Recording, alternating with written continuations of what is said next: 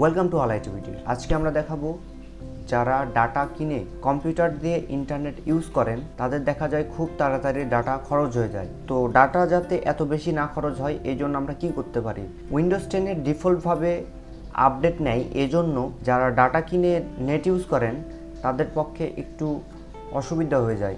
তো আমরা আজকে দেখব কিভাবে এই উইন্ডোজ 10-এর আপডেট অপশন বন্ধ করা যায়। যারা ওয়াইফাই দিয়ে ইউজ করে তাদের এটা বন্ধ না করলেও চলবে, কারণ ওয়াইফাই আনলিমিটেড এমবি থাকে। তো এই ভিডিওটা তাদের জন্য যারা ডাটা কিনে ইন্টারনেট ইউজ করেন।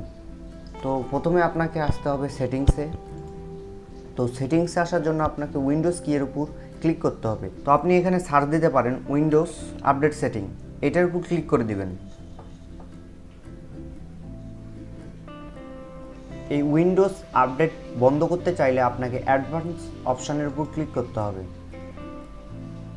অ্যাডভান্স অপশানের উপর ক্লিক করার পর এখানে দেখুন অনেকগুলো অপশান চলে এসেছে। এগুলো আপনাদের পিসিতে সবগুলো অন করে দেওয়া থাকবে। এগুলো সবগুলো অপশান অন করে দেওয়া থাকবে। এখানে যতগুলো অপশান অন দেখছেন সবগুলো আপনাকে অফ করে দিতে হবে।